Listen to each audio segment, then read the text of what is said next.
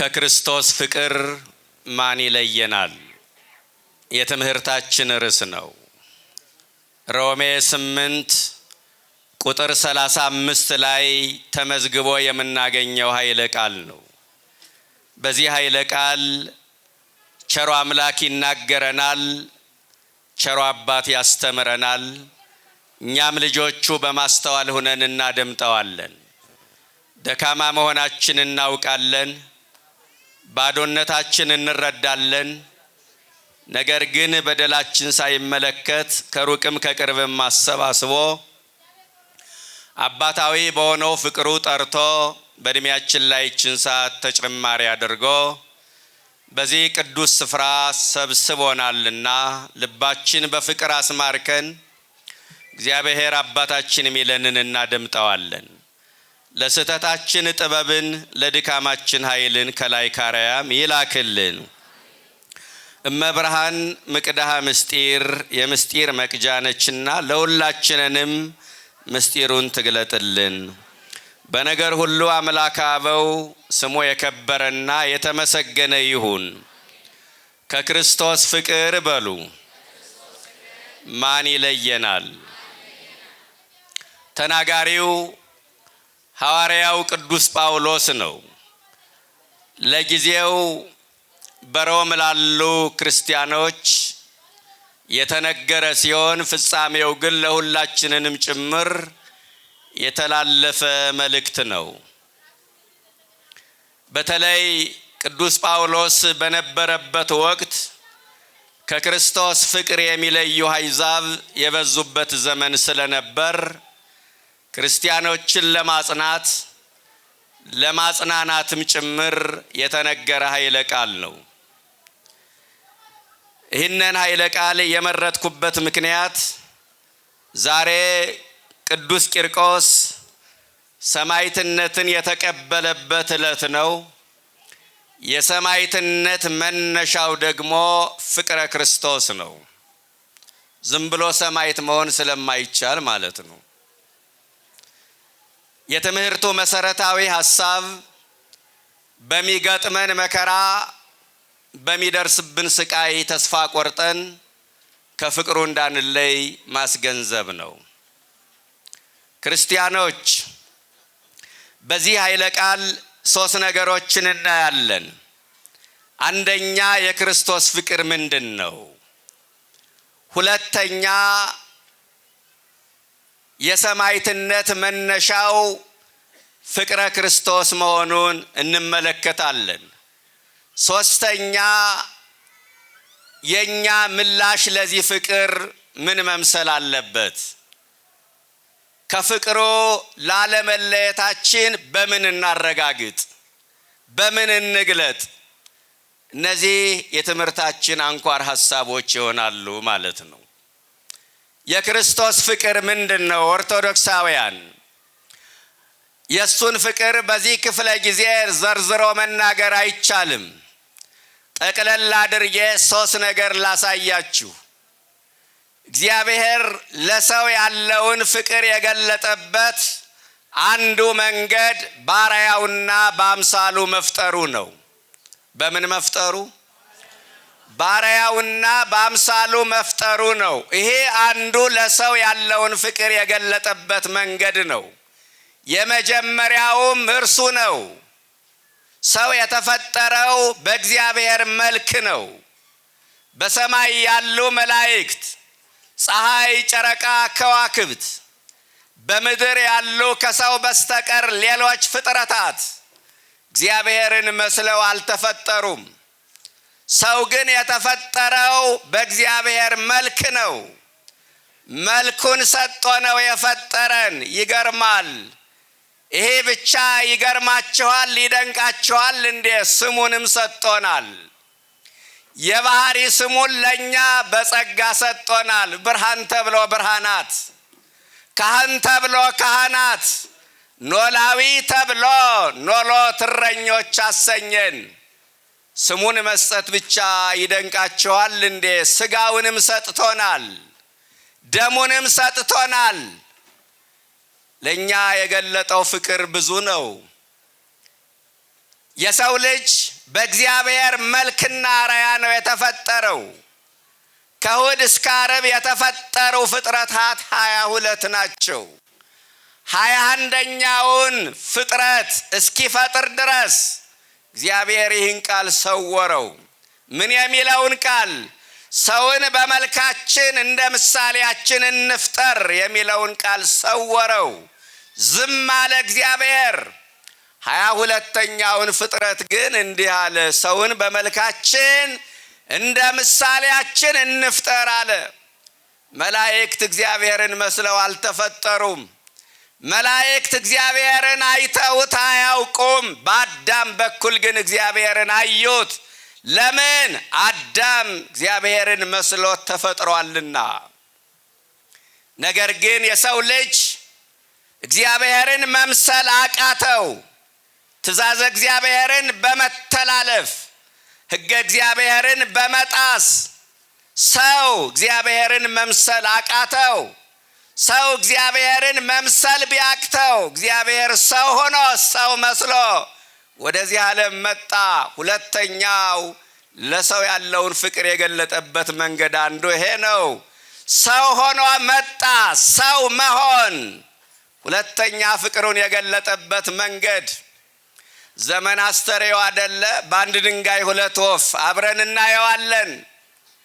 ተወልደ በአምሳሊከ ከመ ይለድከ በአምሳሊሁ፣ አስመስሎ የወልድ ዘንድ እሱ አንተን መስሎ ተወለደ። በመልክህ የወልድህ ዘንድ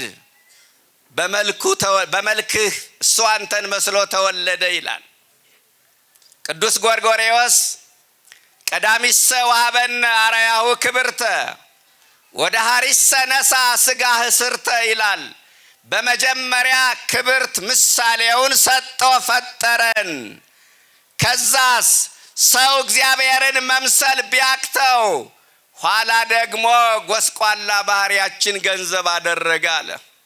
የተናቀ ማንነታችን ገንዘብ ያደረገበት ፍቅሩ ያስደንቃል። የተናቀ ማንነታችን ጎስቋላ ባህሪያችን ገንዘብ ያደረገበት ፍቅሩ እንዴት ይደንቃል! ኦርቶዶክሳውያን ይገርመኛል። ኦርቶዶክሳውያን አንድ ነገር እስኪ አስተውሉ። እግዚአብሔር መሆንን ማን ይጠላል? ሰው መሆንን ግን ማን ይፈልጋል? ኃያል መሆንን ማን ይጠላል? ደካማ መሆንን ማን ይፈልጋል? ታላቅ መሆንን ማን ይጠላል? ታናሽ መሆንን ግን ማን ይፈልጋል? ጌታ መሆንን ማን ይጠላል? አገልጋይ መሆን ማን ይፈልጋል?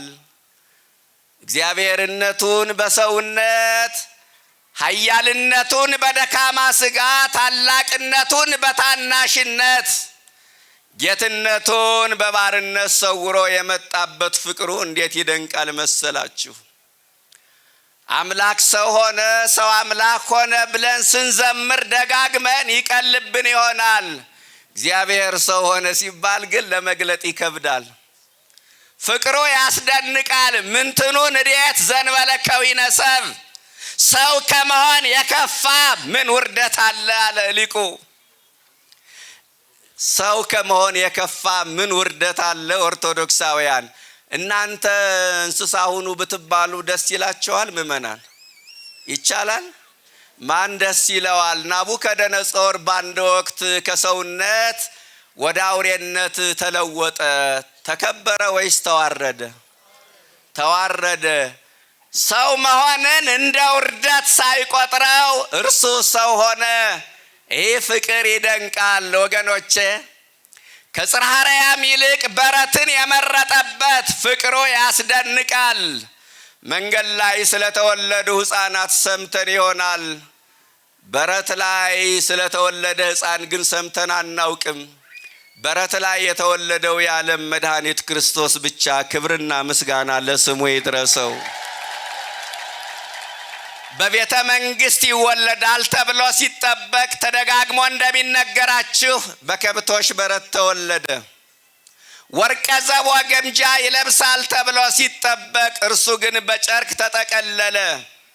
ከአንዲት ልዕልት ይወለዳል ተብሎ ሲጠበቅ እርሱ ግን ከአንዲት ድሃ ድንግል ተወለደ። ጦር ሰብስቦ ከሮማውያኑ የቅኝ አገዛዝ ነፃ ያወጣናል ተብሎ ሲጠበቅ እሱ ግን የሰላም ሰው ነበረ። ሳይታገል የጣለ ሳያቆስል የማረከ እንደ ኢየሱስ ክርስቶስ ማን አለ?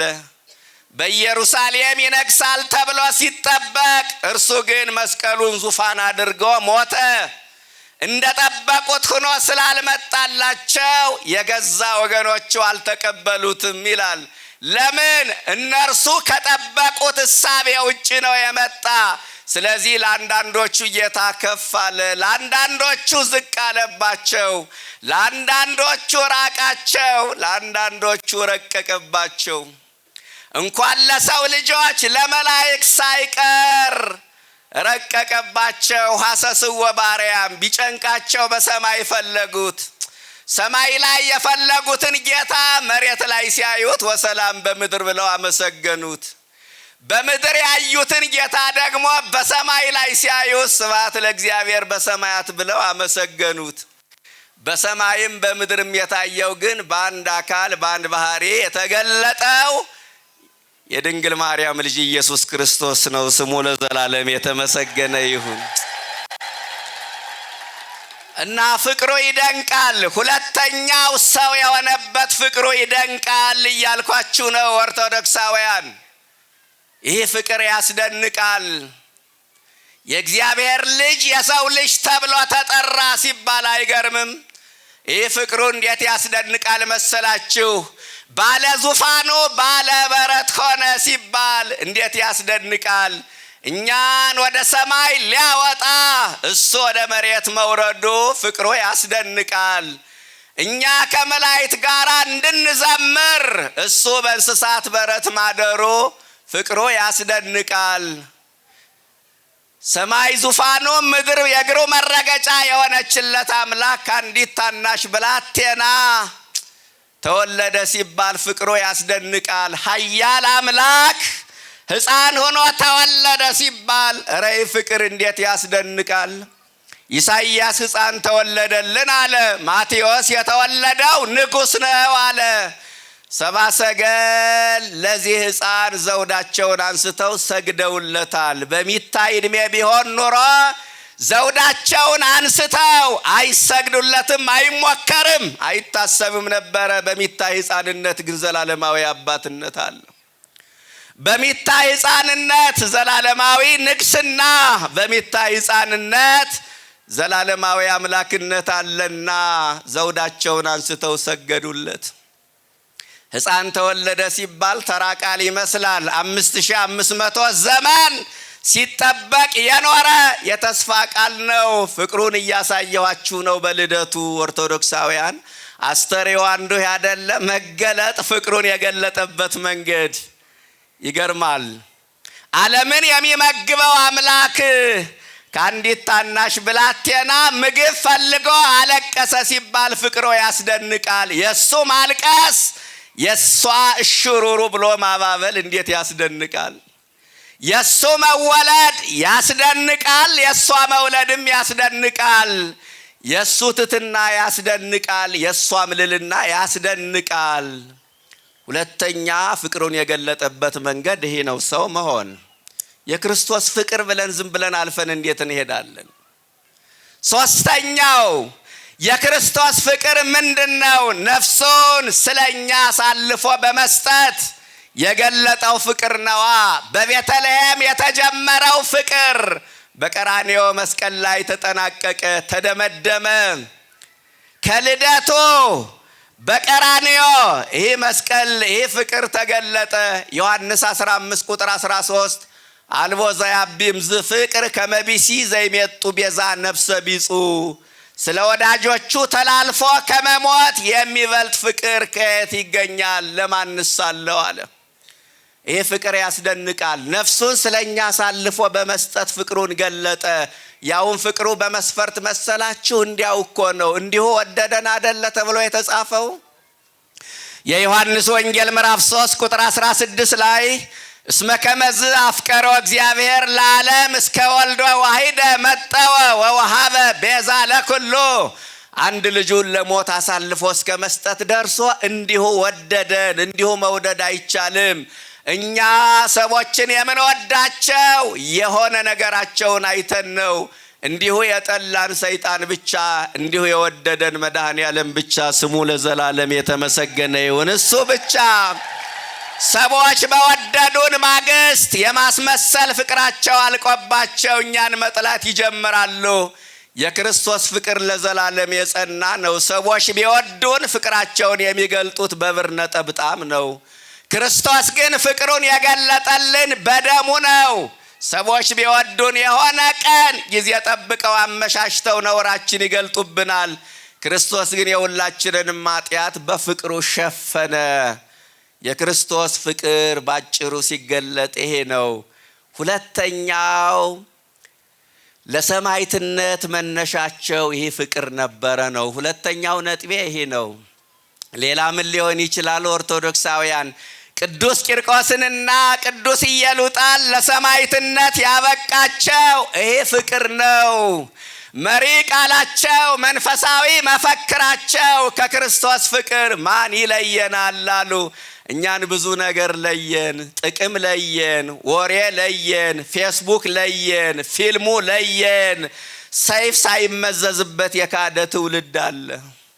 ለዓለም ወዶ ገብ የሆነ ትውልድ አለ።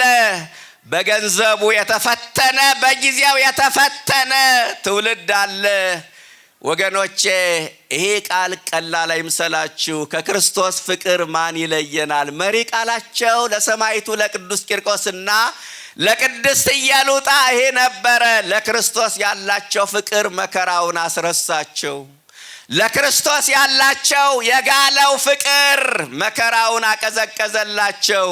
ለክርስቶስ ያላቸው ፍቅር መከራውን ማጣፈጫ ቅመም አደረገላቸው። ሰማዕታትን ወደ ደም፣ ጻድቃንን ወደ ገዳም የወሰደ ይህ ፍቅር ነው። እነ የዋህ ጳውሊ ትዳራቸውን፣ እነ አብርሃም መራዊ ጫጉላ ቤታቸውን፣ እነ አፄ ካሌብ ቤተ መንግስታቸውን ለቀው መከራ ወደ በዛበት ገዳም የገቡት በዚህ ፍቅር ተማርከው ነው። ይህ ፍቅር ስንቱን ማረከ።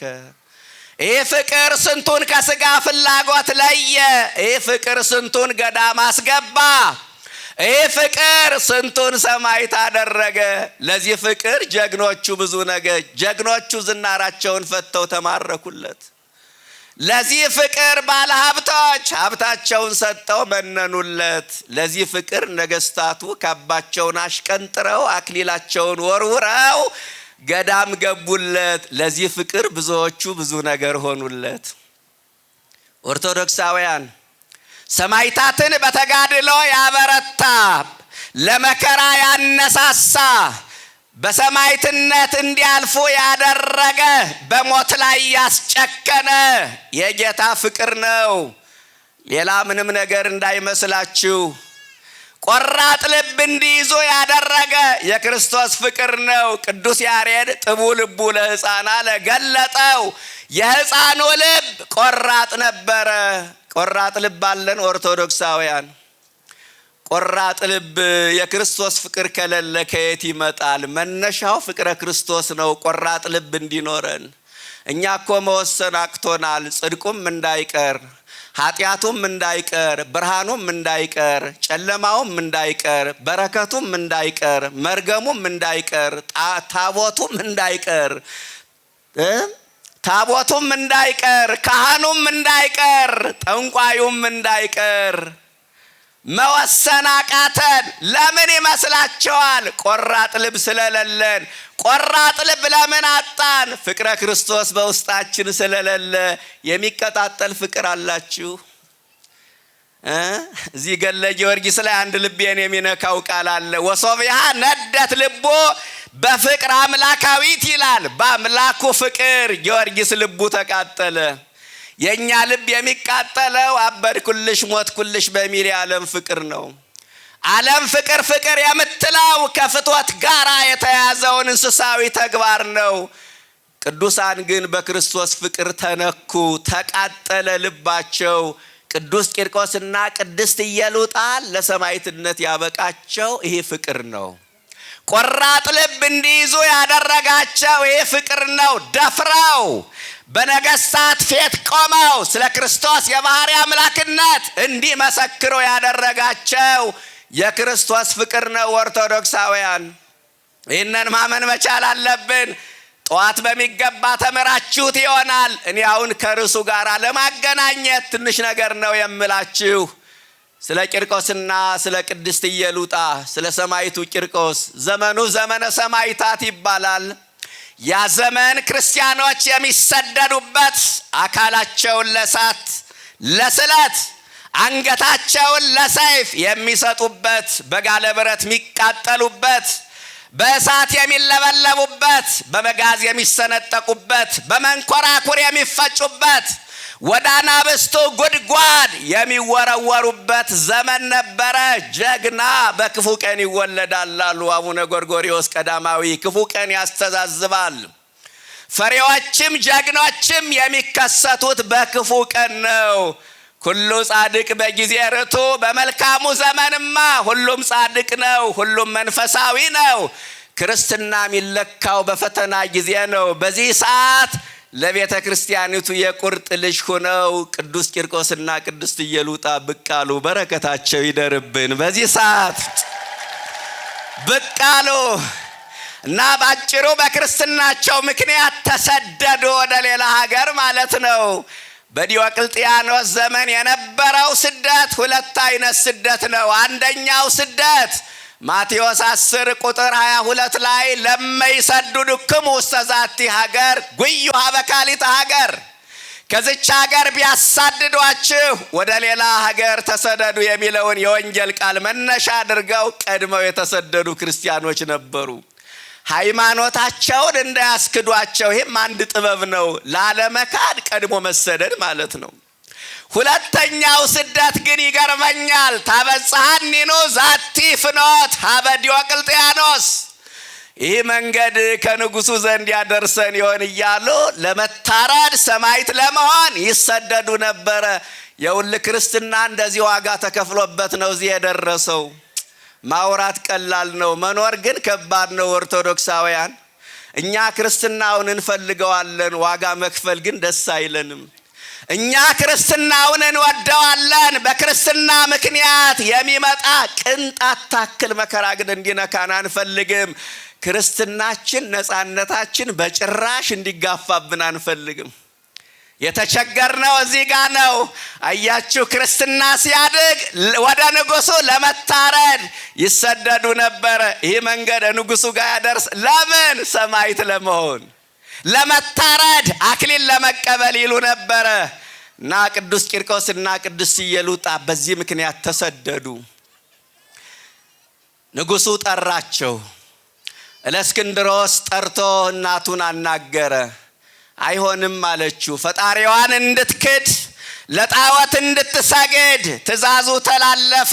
አልሰግድም አለች። ከዛ መከራው ሲበዛ ማባበያውም ሲበዛ የ3 ዓመት ብላቴና አለ፣ እርሱን ጠይቁት አለች። ልጇ የሚሰጠውን መልስ ታውቃለች። ልበ ሙሉ ነች ቅድስት ኢየሉጣ። ልጇ አሳፍሮ እንደሚልካቸው ታውቃለች። የ3 ዓመት ሕፃንማ ምን ይሰራል ብለው ወዲያው በፍጥነት ተጠራ። በንጉሱ ፊት ቆመ። በሃከ ወፍሱ ሕፃን፣ ሽንገላ በሚመስል መልክ፣ ውዳሴ ከንቱ በሚመስል መልክ፣ አንተ ደስተኛ ሕፃን ሰላም ላንተ ይሁን ሲለው ሰማዕቱ የሰጠው መልስ ግን ይገርማል። ሊተሰ ፍስሐ በሰማያት፣ የኔ ደስታ በሰማይ ነው። ወለከሰ ብካይ ወሐቄስነን፣ ላንተ ግን ለቅሶና ጥርስ ማፏጨት ያለበት ስፍራ ይጠብቅሃል። ለረሲያንሰ አልቦሙ ፍስሐ፣ እግዚአብሔርን ለዘነጉ ሰዎች ደስታ የላቸውም አለ ሰማዕቱ ቅዱስ ቂርቆስ። የስቃይ መሳሪያ ከፊቴ አዘጋጅተህ ደስተኛ አትበለኝ፣ አትሸንግለኝ። የኔ ደስታ በምድር አብቅቷል። የኔ ደስታ በምድር ላይ አይደለም፣ የኔ ደስታ በሰማይ ነው አለ። አያችሁ ለረሲያን ሰነ ያለ የሚገርም ነው። እግዚአብሔርን ለዘነጉ ሰዎች ደስታ የላቸውም። እውነት ነው። የደስታችን ምስጢር እግዚአብሔርን መያዝ ነው። የተደላደለ ሕይወት እየመሩ አልጋ ባልጋ የሆነ ኑሮ እየኖሩ ብዙ ብር እየቆጠሩ ውስጤ ሰላም የለውም ደስታ አይሰማኝ የሚሉ ወገኖቻችን እናውቃለን። የደስታችን ምስጢር ማን ነው? እግዚአብሔር ነው። ሰማይቱ ይህንን ምስክርነት ነው የሰጠ እና በንጉሱ ፊት ቆሞ ምስክርነትን ሰጠ። ስለ ክርስቶስ የባህሪ አምላክነት መሰከረ። ወእነግር ስማከ በቅድመ ነገሥት ወይትሐፈር አለ። መዝሙር 118 ቁጥር 9 ላይ ምንድነው ያለ ነብዩ? በነገስታት ፊት ቆሜ ስላንተ ምስክርነትን እሰጣለሁ አላፍርም አለ። የምናመልከው አምላክ የምናፍርበት አምላክ አይደለም። ኦርቶዶክሳውያን እባካችሁ በዚህ ጌታ አትፈሩ። ኪያከ ተወከሉ ወይትሐፍሩ አንተን አምነው አላፈሩም አለ። መዝሙር 21 ቁጥር 5 ላይ አባቶቻችን አምነውት አላሳፈራቸውም። ባህር ከፈለላቸው። እግዚአብሔርን አምነው አላፈሩም። ተራራውን አንሳፈፉ፣ የእሳቱን ነበልባል አጠፉ፣ የአናብስቱን አፍም ዘጉ። ይሄ ጌታ የሚታፈርበት አይደለም። በምታመልኩት አምላክ አትፈሩ። በክርስትናችሁ አትፈሩ። ኦርቶዶክሳውያን በመጾማችሁ በመጸለያችሁ አትፈሩ። የሚያፍሩ ሰዎች እንዳሉ አውቃለሁ። ማተብ ማሰር፣ መስቀል ማጥለቅ የሚያሳፍራቸውና የሚያስፈራቸው ክርስቲያኖች አሉ። በሚሰሩበት መስሪያ ቤት ሃይማኖታቸው ምን እንደሆነ ባይታወቅ የሚመርጡ፣ ቤተ ክርስቲያን መሄዳቸው ገዳም መሳለማቸው ባይሰማባቸው ደስ የሚላቸው ክርስቲያኖች አሉ። በሃይማኖት ከማይመስሏቸው ሰዎች ጋራ በቤተ ክርስቲያኒቱ ሲያልፉ ተሳልሞ ለማለፍ የሚከብዳቸው ፕሮቶኮል ለመጠበቅ የነሱን ስሜት በሃይማኖት ከማይመስሏቸው ሰዎች ጋር ሲያልፉ ካህን ካዩ የሚያውቁት ካህን አይተው እንዳላዩ ገሸሽ የሚሉ በሃይማኖት ከማይመስሏቸው ሰዎች ጋር ምግብ ቤት ተገናኝተው ስመ እግዚአብሔር ጠርተው በስማም ብለው አቡነ ዘበሰማያት ደግመው አማትበው ለመብላት የሚቸገሩ ለምን? ስለሚያፍሩ። ሌላ ምን መልሳለሁ? ኋላ ቀር እንዳይባሉ እባካችሁ አትፈሩ። አላፍርም አለ ቅዱስ ቂርቆስ። የምናፍርበትንና የማናፍርበትን ነገር ኦርቶዶክሳውያን ለይተን እንወቅ።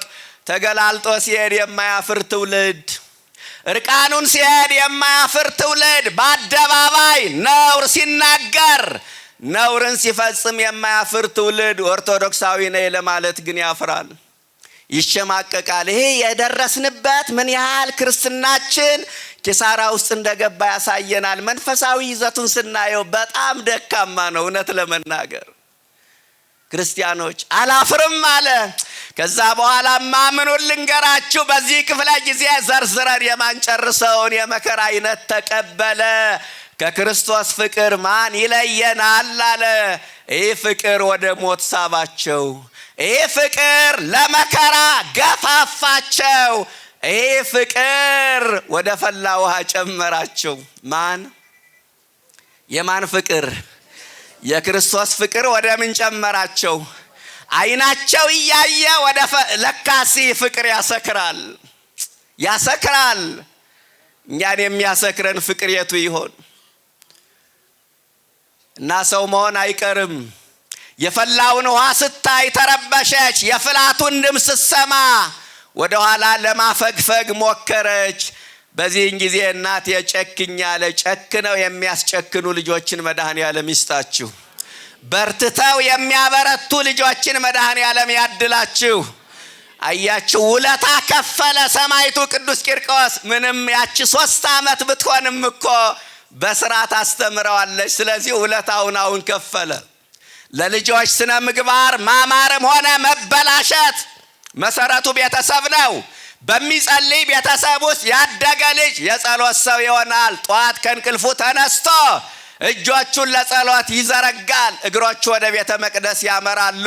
ስነ ምግባር በጎደለው ቤተሰብ ውስጥ ያደገ ደግሞ የቤተሰቡን ጠባይ መውረስ አይቀርም። እባካችሁን አስተዳደግ ላይ ስራ ስሩ። ሀገር የመከራው ድማ የሆነችው አስተዳደግ ላይ ስራ ስላልተሰራ ነው። ጥላቻ ያረገዘ ለበቀል የሚሮጥ ወንድሙን ለመግደል ቀን የሚጠብቅ ትውልድ የበቀለው አስተዳደግ ላይ ወላጆች ስራ ስላልሰራችሁ ነው። በእርግጠኝነት አንገት እየቆረጠ እጅ እየቆረጠ ዋንጫ እንደበላ የሚጨፍር ትውልድ የመጣው አስተዳደግ ላይ ስራ ስላልተሰራ ነው። እባካችሁ ወላጆች ከቅድስት ኢየሉጣ ምንማረው ይህ ነው። ለልጆቻችሁ ለስጋዊ ሕይወታቸው የምትጨነቁትን ያህል ለመንፈሳዊ ሕይወታቸው ትጨነቃላችሁ። ድርሻችሁን ትወጣላችሁ። ልጇ ሱሰኛ ሆነብኝ፣ ልጄ ስነ ምግባር አልባ ሆነ ብለው በየቤተ ክርስቲያኑ ሚሳሉ እንባቸውን የሚያፈሱ ወላጆች የሉም እንዴ? ለምን? ድርሻቸውን ስላልተወጡ። ለሃይማኖት ዕውቀታችን ለመንፈሳዊ ሕይወታችን መሰረት የጣሉልን ቤተሰቦቻችን ናቸው። እባካችሁ አስተዳደግ ላይ ስራ ስሩ። ዘመኑ ነጣቂ የበዛበት ዘመን ነው። መናፍቁ ነጣቂ ነው። ዓለም ነጣቂ ነች። የሥጋ ፍላጎታችን ነጣቂ ነው። ሰይጣን ነጣቂ ነው። ሐሰተኛ አጥማቂው ነጣቂ ነው። ሐሰተኛ ባሕታዊው ነጣቂ ነው። ይህ ዘመን ነጣቂ የበዛበት ዘመን ነውና ነጣቂ በበዛበት ዘመን ልጅን እንደ ቅድስት ኢየሉጣ በስርዓት ማሳደግ እንዴት ትልቅ ነገር መሰላችሁ። በርትቶ አበረታት ሰማዕቱ ቅዱስ ቂርቆስ። እናቴ ጨክኝ መጨረስ እንጂ መጀመር አያስመሰግንም አላት። እውነት እኮ ነው። ብፁዕ ዘይመውትን ዘጻድቁ ኄር አለ ቅዱስ ሄኖክ። በደግነቱ በጽድቁ እስከ መጨረሻው የሚጸና እርሱ ብፁዕ ነው የታደለ ነው አለ። በጀመረው የሚጨርስ ባረፈደበት የሚያመሽ ሰው የታደለ ነው። በጀመርነው ለመጨረስ ያብቃን። የተቸገርነው እዚህ ጋር ነው። መንፈሳዊ ዝለት አጋጥሞናል። ለእግዚአብሔር ያለን ፍቅር ቀንሷል። የጀመርነውን መንፈሳዊ ጉዞ አቋርጠናል። ብዙዎቻችን ትናንትና ሌሊት በሰዓታት ማለዳ በኪዳን ቀን በቅዳሴ ተጉ የነበሩ ትጋታቸው በስንፍና መዝሙራቸው በዘፈን ምጽዋታቸው በስስት ሃይማኖታቸው በክደት ተለውጦባቸዋል። ትናንትና ነጋ ለጸሎት መሸ ለስብከት ይሮጡ የነበሩ እግሮች ዛሬ ዝለዋል። ትናንት አመስግነው ማይጠግቡ አንደበቶች ዛሬ ስልቾች ሁነዋል። ትናንት ዘምረው ማይወጣላቸው አንደበቶች ዛሬ ዲያብሎስ በቀመረላቸው የዝሙት ዜማ አቅላቸውን ስተዋል። ትናንትና ሌሎችን በጸሎት ይረዱ የነበሩ ትጉሆች ዛሬ ለራሳቸው መሆን አቅቷቸዋል። ትናንት ሰይጣንን በስግደት ያደቀቁ ጉልበቶች ዛሬ ልምሾች ሆነዋል። ጽናት ከማጣት ተቀድሶ ከመርከስ መድኃኔዓለም ይሰውረን እና ጸኚ እናቴ እስከ መጨረሻው መጽናት ነው ለክብር የሚያበቃው አላት። ግን ልሰማ አልቻለችም። ቅድስት ኢየሉጣ መጨረሻ ላይ በወንጌል አልተመለሰችም፣ በትምህርት አልተመለሰችም። በወንጌል ያልተመለሰችውን እናቱን ጸሎት መጸለይ ጀመረ። እባካችሁ መከራችሁ አስተምራችሁት አንድ ሰው ልቡ ከሸፈተ መመለስ ካልቻለ ጸልዩለት። ጸሎት የችግሮች መፍቻ ቁልፍ ነው። ኦርቶዶክሳውያን እና አናንያ አዛርያንም ጠቀሰላት። ልትረዳ አልቻለችም። በመከራ ውስጥ ያለፈው ያንን ታላቅ ጻድቅ ኢዮብንም ጠቀሰላት። ነገሩ አልሆነም። መጨረሻ እጁን ዘርግቶ መጸለይ ጀመረ። በጉልበቱ ተንበርክኮ እጆቹን ወደ ሰማይ ዘርግቶ ጸሎቱ እንዴት ይገርማል መሰላችሁ። ጌታ ሆይ አለ። ምሳሌው ያስደንቃል። ግንዱን ቁረጡት ቅጠሉን ጠብቁት ማለት ይቻላል ወይ አለ። ገብቷቸዋል? ምኑን ቁረጡት? ግንዱን ቁረጡት ቅጠሉን ጠብቁት ማለት ይቻላል ወይ? ቅጠሉ የሚኖረው ምኑ ሲኖር ነው? አለበለዚያ ይጠወልጋል፣ ቅርንጫፉ ይደርቃል፣ እንዳልነበረ ይሆናል። ግንድ ነች እናቴ። እሷ ከክብር ጎላ የኔ ክብር ማግኘት ምን ትርጉም አለው ብለህ ነው ጌታዬ? እኔ ዋጋ አግኝቼ የእሷ ዋጋ አልባ መሆን ምን ዋጋ አለው አለ። ጸሎቱን ሲጨርስ የሚያስጨንቃት የሚረብሻት የሚያስፈራት መንፈስ ካጠገቧ እንደ ጉም ብሎ ጠፋላት እላቸዋለሁ። እንደ ጉም በኖ ጠፋላት። እና ስትጸልዩ የፍርሃት መንፈስ ተወግዶ የድፍረትን መንፈስ ትጎናጸፋላችሁ። ከዛ በኋላ ነው ምን አለች? ልጄ አባት ሁነኛል። ይሄ የፈላ ውሃ የለመለመ መስክ መስሎ ታይቶኛል። መግባት እንችላለን አለች። ወደ ፈላው ውሃ ገቡ። ኃያሉ መልአክ ቅዱስ ገብርኤል እየበረረ መጣ። የፈላውን ውሃ ሲነካው ያ የፈላ ውሃ ተለውጦ ቀዝቃዛ ውሃ ሆነላቸው እላችኋለሁ። ወደ ፈላ ውሃ የጨመረ የማን ፍቅር? የክርስቶስ ፍቅር። ለሰማዕትነት ያበቃ የማን ፍቅር? ቆራጥ ልብ እንዲይዙ ያደረገ የማን ፍቅር? በመከራ ውስጥ እንዲያልፉ ያደረገ የማን ፍቅር?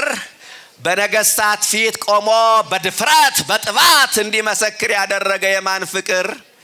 በመጨረሻ የክብርን አክሊል እንዲቀዳጅ ያስቻለ የማን ፍቅር? የክርስቶስ ፍቅር ነው ወገኖቼ። በዛሬውን ዕለት የክብር አክሊል የተቀዳጀበት ዕለት ነው። ሃይማኖቴን ጠበቅኩ፣ ሩጫዬን ጨረስኩ፣ መልካሙን ገል ተጋደልኩ ብሎ 3 የክብር አክሊላትን ሰማዕቱ ተቀበለ። ስለ ሃይማኖቱ 3 የክብር አክሊላት። እነዚህ 3 የክብር አክሊላት አንደኛው ሽልማት ስለ ሕፃንነቱ ነው። ሁለተኛው ሽልማት ስለ ተጋድሎው ነው። ሶስተኛው ሽልማት እስከ መጨረሻው በክርስቶስ ፍቅር ልቡ ተነክቶ በመጽናቱ የቀረበ አክሊል ነው። የኛ ምላሽ ምን መሆን መቻል አለበት? ሶስተኛውና የመጨረሻው ጥቂት ደቂቃ ታገሱኝና ትምህርቴን ልጨርስ። የሰው ምላሽ ምንድን ነው? ቅዱስ ጳውሎስ ይዘረዝራል። ይህ ከመከራ ከፈተና የሚለዩ ከክርስቶስ ፍቅር የሚለዩ ፈተናዎችን ይዘረዝራል። እነሱን ያለ ማብራሪያ ልንገራችሁ ጊዜ ለመቆጠብ። መከራ ነውን አለ? አይደለም። መከራ ለክርስቲያኖች የሚደምቁበት እንጂ የሚደበዝዙበት አይደለም። የሚለመልሙበት እንጂ የሚጠወልጉበት አይደለም። የሚመኩበት እንጂ አንገት የሚደፉበት አይደለም። ቅዱስ ጳውሎስ ምን አለ? በመከራችን እንመካለን አለ። ሮሜ 4 ቁጥር 5 መከራ ያስመካል ወይ መታደል! ለካስ የጌታ ፍቅር ሲገባ እንዲህ ነው። እኛ አሁን እንዴት እንረዳዋለን? እኛን የሚያስመካን ቁሳዊው ነገር ነው። አንዳንዱ የሚያስመካው ገደል የሚገባ መኪናው ነው። አንዳንዱ የሚወድመው ንብረቱ ነው። አንዳንዱ የሚፈርሰው ቤቱ ነው። አንዳንዱ የሚፈነገለው ወንበሩ ነው። አንዳንዱ የሚሻረው ስልጣኑ ነው የሚያስመካው። ቅዱሳን ግን በመከራ ይመኩ ነበረ። በመከራ መመካት ብቻ አይደለም፣ በመከራ ይደሰቱ ነበረ። ኧረ ይገርማል። የሐዋርያት ሥራ ምዕራፍ 5 ቁጥር 42 ላይ ስለ ስሙ ይናቁ ዘንድ የተገባቸው ሆነው ስለተቆጠሩ ደስ እያላቸው ከሸንጎ ፊት ወጡ አለ። ተገርፈው ሲወጡ ደስ ይላቸው ነበረ። ዓለም ከምትሰጠን ደስታ በክርስቶስ ስም የተቀበልነው መከራ ሰላም፣ ደስታ፣ ረፍት ይሰጠናል። መከራ ነውን? አይደለም። ጭንቀት ነውን? ያለ ማብራሪያ አይደለም እሱም። እና ታዲያ ምንድነው? ስደት ነውን? ስደትም አይደለም። ረሃብ ነውን? አይደለም። ራቁትነት ነውን? አይደለም። ፍርሃት፣ ሰይፍ፣ እነዚህ ሁሉ አይደሉም ማለት። ታዲያ የመጨረሻው ምንድነው? እነዚህ ሁሉ ከክርስቶስ ፍቅር መለየት ካልቻሉ ምንድነው ከክርስቶስ አለመለየታችን የምንገልጠው ማህተሙ ምንድነው ከተባለ ሰማዕት በመሆን። በምን አልኳችሁ? ከክርስቶስ ፍቅር አለመለየታችን የምንገልጠው ምን በመሆን? ሰማዕት በመሆን። አይዟችሁ ደፈር ብላችሁ መስክሩ እንጂ ሰይፍ አይመጣም። ብዙ አይነት ሰማዕትነት አለ። ምን በመሆን? ሰማዕት በመሆን ከክርስቶስ አለመለየታችን በዚህ ማረጋገጥ እንችላለን። ሰማዕትነት አካልን ለእሳት ለስለት አንገትን ለሰይፍ መስጠት ብቻ አይደለም። ሰማዕትነት ከነደደ እሳት ከተሳለ ስለት ገብቶ መሞት ብቻ አይደለም።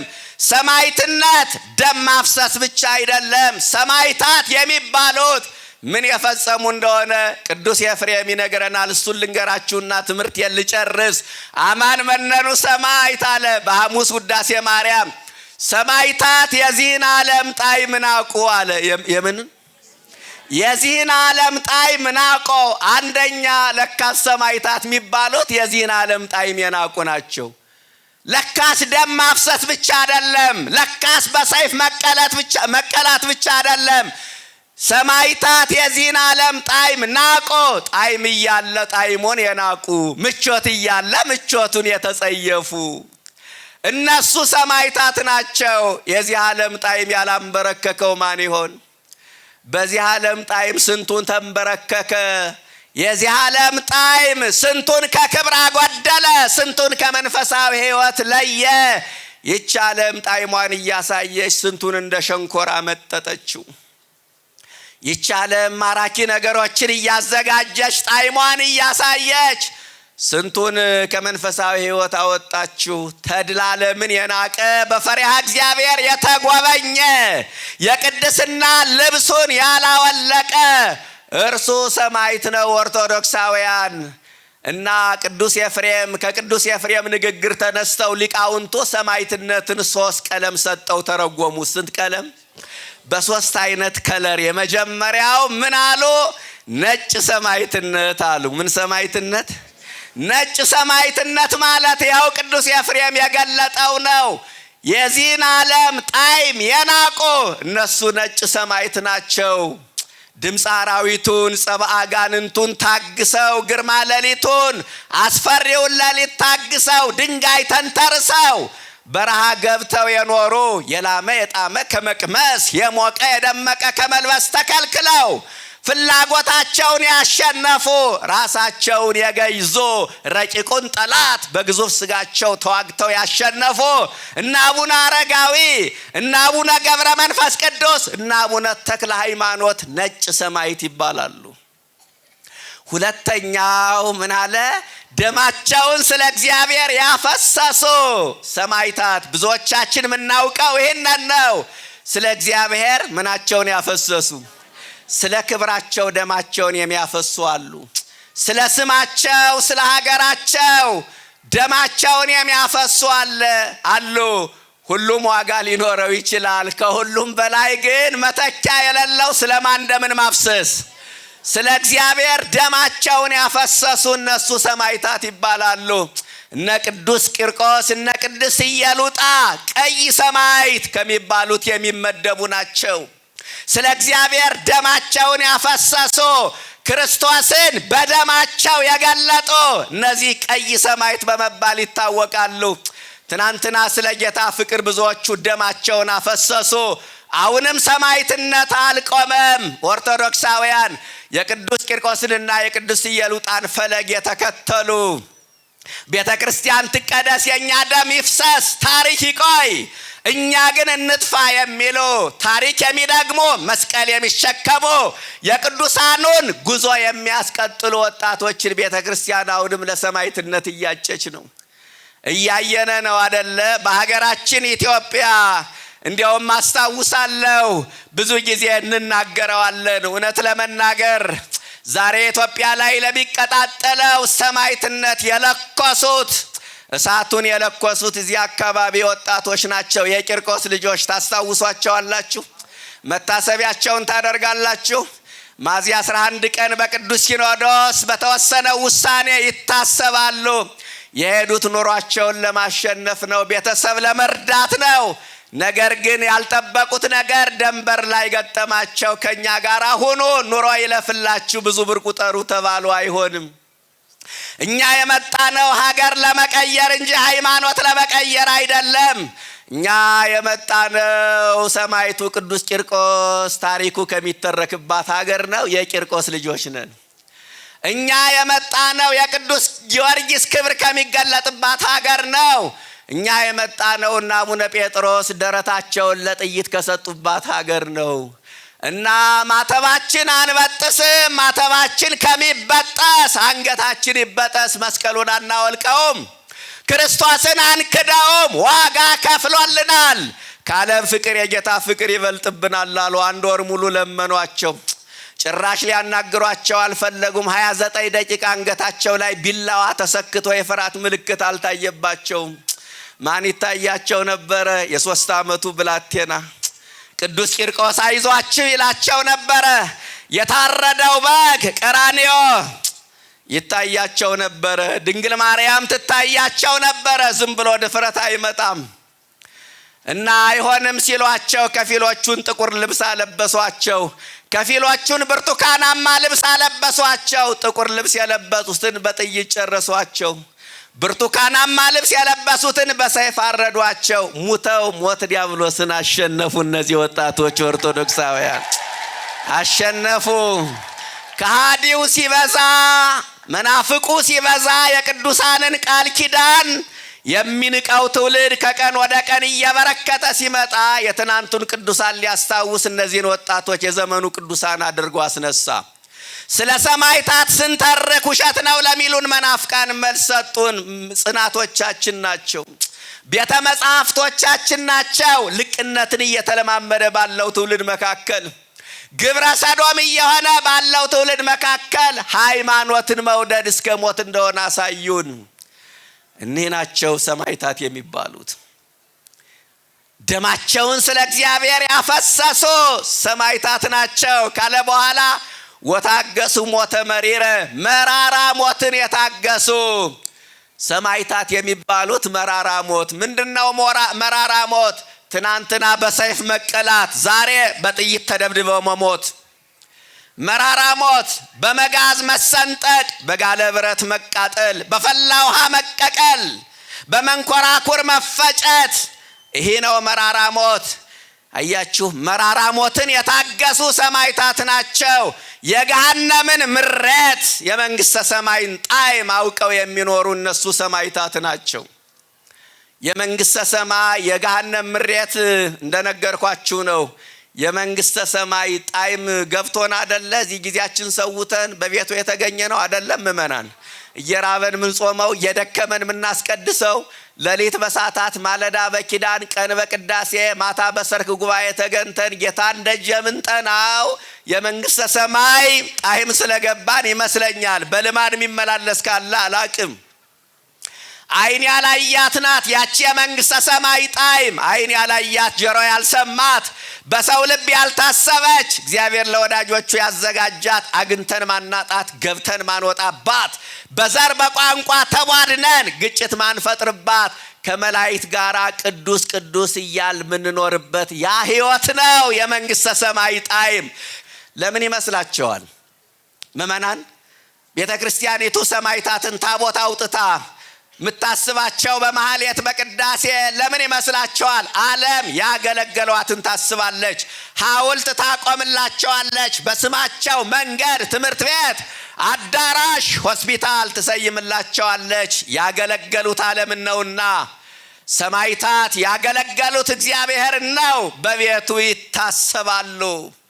በትንቢተ ኢሳይያስ ምዕራፍ 56 ቁጥር 4 ላይ እንደተጠቀሰው ሰንበቴን ስለሚጠብቁ ደስ የሚያሰኘውን ነገር ስለሚመርጡ ቃል ኪዳን ስለሚይዙ ዣንደረቦች፣ ዣንደረባ ቢትወደድ አማካሪ፣ በሌላ አነጋገር ባሕታዊ መናኝ ማለት ነው።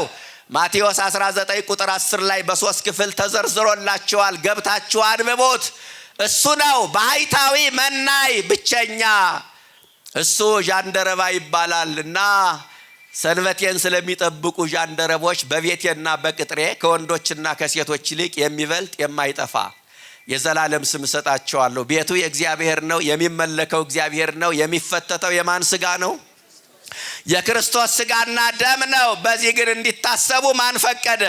ቅዱሳኑ። የቅዱስ ቂርቆስ ቤተ ክርስቲያን፣ የቅድስት ኢየሉጣ፣ የጊዮርጊስ ጸበል፣ የእመቤታችን ጸበል በሕንፃው እንዲታሰቡ፣ በታቦቱ በጸበሉ እንዲታሰቡ አልፎ ተርፎ ወለተ ማርያም፣ ገብረ ማርያም፣ ወለተ ጻድቅ፣ ወለተ ቂርቆስ፣ ወልደ ቂርቆስ እየተባልን እንድንታሰብ እግዚአብሔር ፈቀደ። ቤተ ክርስቲያን ታስባቸዋለች። ዓለም ያገለገሉትን እንደምታስብ ሰማዕታቱን ታስባቸዋለች። ቤተ ክርስቲያን ሰማዕታትን የምታስበው ቀጣይ ሰማዕታት ለማፍራት ነው። ምን አልኳችሁ? ቀጣይ ሰማዕታት ለማፍራት ነው። ቤተ ክርስቲያን ሰማዕታትን ማሰብ ሌሎችን ለሰማዕትነት ያጫል። ዛሬ በክርስትናቸው ምክንያት ሐዘን፣ ትካዜ፣ ዋይታ፣ ሰቆቃ የደረሰባቸው የሰማዕታቱን ታሪክ ሲሰሙ እንዲጽናኑ፣ እንዲበረቱ፣ ተስፋ እንዳይቆርጡ ቤተ ክርስቲያን ሰማዕታቱን ታስባቸዋለች። ኦርቶዶክሳውያን አማኞች በእምነታቸው እንዲጠነክሩ ለማስቻል ቤተ ክርስቲያን ሰማዕታትን ታስባቸዋለች። ሶስት ሰማዕትነት እንዳለ ነግሬያቸው የለ? አንደኛው ሰማዕትነት ነጭ ሰማዕትነት፣ ሁለተኛው ቀይ ሰማዕትነት፣ ከኛ የሚጠበቀው የመጨረሻው ሰማዕትነት አረንጓዴ ሰማዕትነት። ምን አልኳችሁ? አሁን እሱ ግዴታ ነው፣ የውዴታ አይደለም። ነጭ ሰማዕት መሆን ያክተን ይሆናል። ቀይ ሰማዕት መሆን ያክተን ይሆናል። ደምን ማፍሰስ፣ አካልን ለእሳት ለስለት፣ አንገትን ለሰይፍ መስጠት ይከብደን ይሆናል ኦርቶዶክሳውያን። ነገር ግን አረንጓዴ ሰማዕት መሆን የእያንዳንዳችን ግዴታ ነው። እሱ አረንጓዴ ሰማዕት ምንድነው? ራስን ማሸነፍ። አረንጓዴ ሰማዕት ምንድነው? ራስን መግዛት። ራስን መግዛት ምንድነው? በመጠን መኖር። ራስን መግዛት ምንድነው? ሕዋሳትን መቆጣጠር። ራስን መግዛት ምንድነው? ፍላጎትን ማሸነፍ፣ ምኞትን መቆጣጠር፣ ላመንዝር የሚል ስሜትን መግታት። አሁን የተቸገርነው ከዚህ ላይ ነው። ከላይ እስከ ታች፣ ከልቅ እስከ ደቂቅ መንፈሳውያን ከሚባሉት ሳይቀር ብዙዎቻችን በዚህ ተፈትነናል። ራሳችን መዛት አክቶናል። ኦርቶዶክሳውያን ራሳችን ካልገዛን ሰማዕት መሆን እንዴት ይታሰባል? ኃጢአትን እንደ ጽድቅ፣ ነውርን እንደ ቅድስና የሚቆጥር ትውልድ የበቀለበት ዘመን። ለምን ካልከኝ ራስን መግዛት ባለመቻል ኃጢአት እንደ ጽድቅ፣ ነውር እንደ ቅድስና የተቆጠረበት፣ ልቅነት የተስፋፋበት፣ የሰው ልጅ ከክብሩ ወርዶ እንስሳትን የመሰለበት፣ ሰው በዝሙት እንስሳ በጭካኔ አራዊት የሆነበት ዘመን። ለምን? ራስን መግዛት ባለመቻል። የ21ኛው ክፍለ ዘመን ሰማዕትነት አረንጓዴ ሰማዕትነት ነው። እሱም ራስን መግዛት ነው። አንድ ሰው የ7 ዓመት ሕፃን ደፈረ የሚባለው ራሱን መግዛት ባለመቻሉ አይደለም። የ80 ዓመት ሽማግሌ እንዲህ አይነት ድርጊት ፈጸመ የሚባለው ራስን መግዛት ባለመቻል አይደለ። ኦርቶዶክሳውያን ከባህል ከወግ ከእሴት ያፈነገጡ፣ ከሞራል ልዕልና የወረዱ፣ ከሰውነት ባህሪ የወጡ ሰዎችን የምናይበት ዘመን አይደለ። ፈሪሃ እግዚአብሔር ከሰዎች አእምሮ ውልቅ ብሎ የጠፋበት፣ የቅድስና ልብስ የተገፈፈበት ዘመን አይደለ እንዴ? ራስን መግዛት። እባካችሁ ራሳችን በመግዛት የዚህ ዘመን ሰማዕት ለመሆን እንሞክር። በዓይናችን የምናየው፣ በጆሮአችን የምንሰማው፣ በቴሌቪዥን መስኮት የምንመለከተው፣ በየሞባይሉ በየኢንተርኔቱ የሚለቀቁ ነገሮች መንፈሳዊ ዝለት አምጥተውብናል እና በዘመኑ ቴክኖሎጂ ያልዛለ፣ በዘመኑ ቴክኖሎጂ የሰለጠነ፣ ቴክኖሎጂው የሰለጠነበት ሳይሆን በቴክኖሎጂው ላይ የሰለጠነ እርሱ የ21ኛው ክፍለ ዘመን ሰማዕት ነው። ቴክኖሎጂ የበላው ስንት ሰው አለ መሰላችሁ? ብዙዎቻችን ተበልተናል። መንፈሳዊ ኪሳራ አጋጥሞናል። ውድቀት አጋጥሞናል። የፍቅሩ መዓዛ የጠፋበት ሰው ብዙ ነው። የቅድስና መዓዛ ጠፍቷል። የጸሎት መዓዛ ጠፍቷል። አይምሯችን ሰይጣን በማይረባ ነገር አደንዝዞ ይቆይና የጸሎት ክፍለ ጊዜያችን በእንቅልፍ ይሻማናል። አያችሁ፣ የጸሎት መዓዛ ጠፋ። ማታ ከሞባይላችን ጋር ነው የምናመሸው። የጸሎት ጊዜ የለንም። ጌታን የምናነጋግርበት ጊዜ የለንም። በዛው እንቅልፍ ይወስደናል። ጠዋት ከእንቅልፋችን እንደነቃል ሞባይላችን አናምነውም። ክርስቶስን ማግኘት አንፈልግም። አብረንና እናረፍዳለን። ከዛስ ወደ ምንፈልገው የሥራ ቦታ እንሄዳለን። ማታም አልጸለይንም፣ ጠዋትም አልጸለይንም። ማታ ያየነውን ጠዋት ያየነውን ስናወራ እንውላለን። እንዲህ አይነት ህይወት ውስጥ ገብተናል እና ይህንን ያሸነፈ የ21ኛው ክፍለ ዘመን ሰማዕት ነው፣ አረንጓዴ ሰማዕት። ነጋዴዎች ካላችሁ አንድ ነገር ልንገራችሁ። ያልተገባ ትርፍ ለማግኘት ስመ እግዚአብሔር ማትጠሩ፣ በሚዛን ማታጭበረብሩ ከሆነ፣ ያልተገባ ትርፍ ለማግኘት ስመ እግዚአብሔር የማትጠሩ ከሆነ፣ እየሸቃቀጣችሁ ባይድ ነገር ማትቀላቅሉ ከሆነ እናንተ አረንጓዴ ሰማዕት ናችሁ።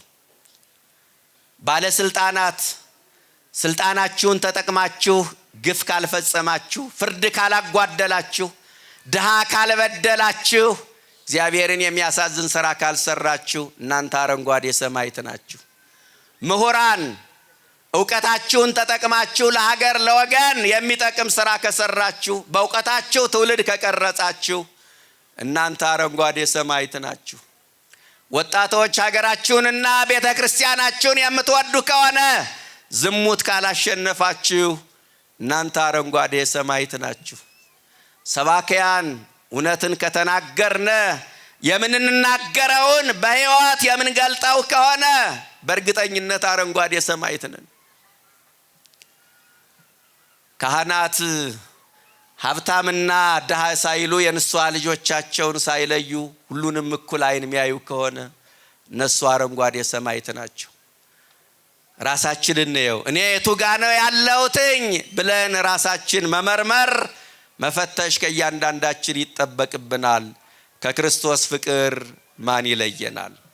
የክርስቶስ ፍቅር ምንድነው? በጥቂቱ ለማየት ተሞክሯል። ሁለተኛው ለሰማዕትነት መነሻ የሆነው ፍቅረ ክርስቶስ መሆኑን አይተናል። የሰማዕቱ የቅዱስ ቂርቆስና የቅድስት ኢየሉጣን በመጠኑ ጽናታቸውን አይተናል። ሶስተኛ የኛ ምላሽ ምን መምሰል አለበት? እሱነን ተማምረናል። ኦርቶዶክሳውያን በዓለም ተማርከን በዓለም ተውጠን እንዳንቀር ተላለም ሳያሸንፈን ዓለም ሳትማርከን ራሳችን ገዝተን የዘመኑ አረንጓዴ ሰማዕት እንድንሆን መድኃኔዓለም ሁላችንንም ይፍቀድልን። ከሰማዕታቱ ከቅዱስ ቂርቆስና ከቅዱስ ኢየሉጣ ረድኤትና በረከት ሁላችንንም ያሳትፈን። በሚገጥመን መከራ በሚደርስብን ስቃይ ተስፋ ቆርጠን ከክርስቶስ ፍቅር እንዳንለይ ቸርነቱ ይርዳን። የሰማዕታቱን ልብ መድኃኔዓለም ለሁላችንንም ያድለን። እንደ ቅዱስ ቂርቆስና እንደ ቅድስት ኢየሉጣ እስከ መጨረሻው በሃይማኖት ጸንተን ዋጋ ከፍለን የስሙ ቀዳሽ የመንግስቱ ወራሽ ለመሆን ያብቃን። አምላከ ቅዱስ ቂርቆስ አምላከ ቅድስት ኢየሉጣ የዛሬ ዓመት ሁላችንንም በሰላም ያድርሰን። ወስብሐት ለእግዚአብሔር።